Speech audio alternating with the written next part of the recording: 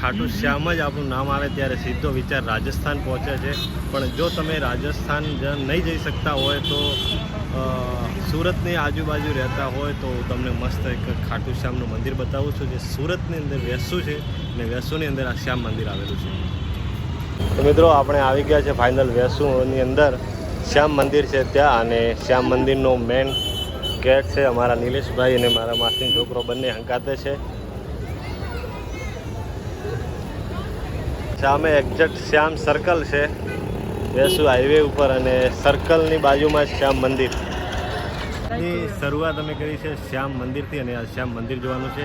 શ્યામ મંદિર આપણે કહીએ એટલે કે રાજસ્થાનની અંદર જઈએ છીએ, પણ તમે જો સુરતની નજીક રહેતા હો તો મસ્ત સુરતની વેસુની અંદર આવેલું છે આ શ્યામ મંદિર. મારી પાછળ તમે બેકગ્રાઉન્ડમાં જોઈ શકો છો, મોટું શ્યામ મંદિર છે.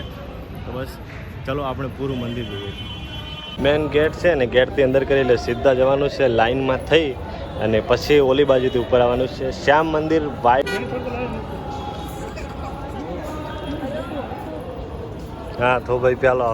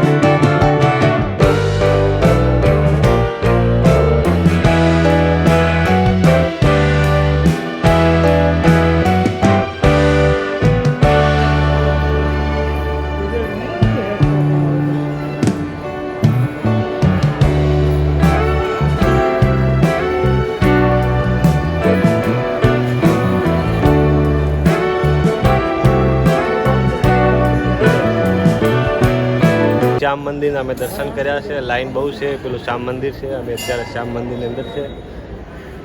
બે ભાઈઓ અમારી સાથે છે. મસ્ત વ્હાઈટ આરસપાણના પથ્થરથી બનાવેલું આ શ્યામ મંદિર છે.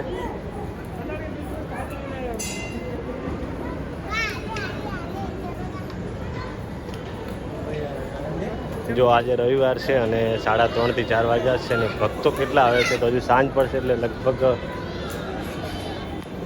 ગુપ્તદાન કરજે બાર કળશમાં.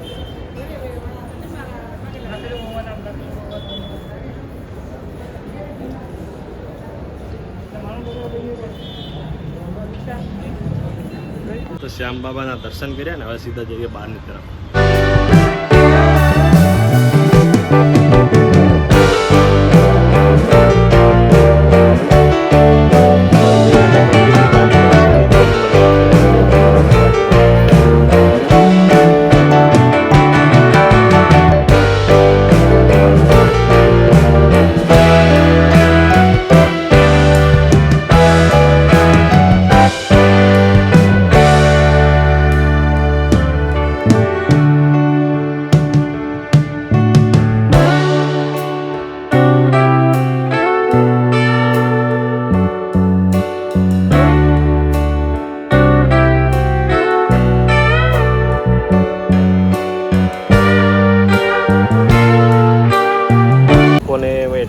પેલા માંડ આવ્યા છે બે ભાઈઓને, બંનેથી ભાડેથી લાયા. મને કે ખર્ચો આલે તો જ અમે હંકાતે આવીએ, બાકી સુરતમાં 3 વર્ષથી રહે છે. શ્યામ મંદિર મને નતા લઈને આવવા માગતા, પરાણે લાયા છે ઊંઘમાંથી ઉપાડે. અત્યારે સુરતના સૌથી હાઈફાઈ કહેવાય, અને વેસુ એટલે કરોડોની પ્રોપર્ટી આ વેસુની અંદર છે. એટલે સૌથી હાઈફાઈ એરિયાની અંદર અત્યારે બેઠા છે. મેન હાઈવે છે. શું બોલવાનું આ ભાઈને? કંઈક બોલવું છે. ઘરો ઘરે હપ્તાવાળા બેઠા છે. ભરે ભરેને મહિનાના હપ્તા બહુ ભરે છે, અને અમે પેલી બાજુ રહીએ એટલે 5,000 રૂમનું ભાડું ભરીએ અને કમાઈએ 10,000. અમે જલસા કરીએ પણ અમે હપ્તા નહીં ભરતા. એ બહુ મોટા મોટા હપ્તા ભરે. તમારું